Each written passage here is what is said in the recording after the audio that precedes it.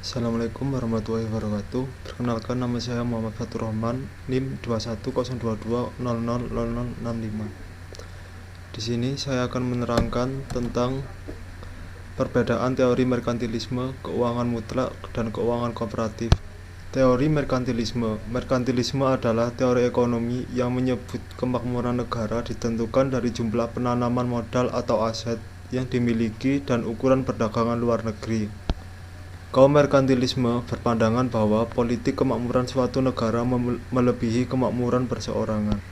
Ciri teori merkantilisme ialah 1. Sumber kemakmuran terletak dari banyaknya persediaan logam mulia seperti emas dan perak.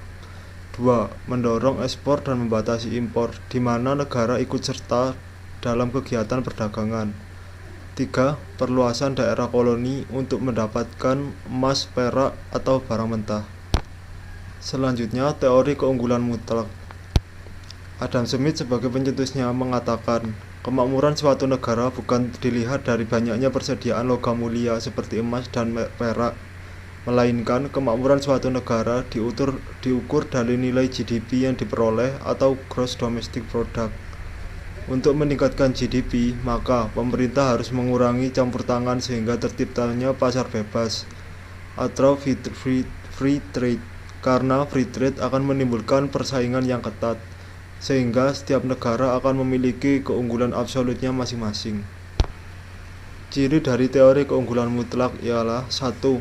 Memakmurkan suatu negara, pemerintah tidak boleh intervensi atau harus ada wujudnya pasar bebas. Kedua, kemakmuran diukur dari nilai GDP.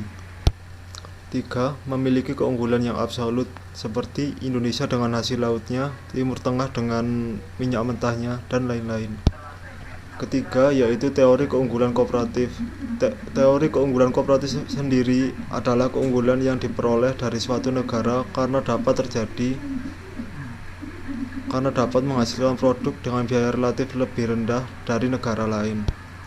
Setiap negara akan cenderung untuk melakukan spesialisasi dan mengekspor barang produksinya yang memiliki keunggulan kooperatif, dan semakin banyak tenaga kerja yang digunakan, maka harga barang pun akan semakin mahal. Sehingga menurut teori ini, perdagangan masih tetap bisa dilakukan meskipun suatu negara tidak memiliki keunggulan mutlak sekalipun terhadap negara lain, yaitu dengan menurunkan harga pada setiap barang.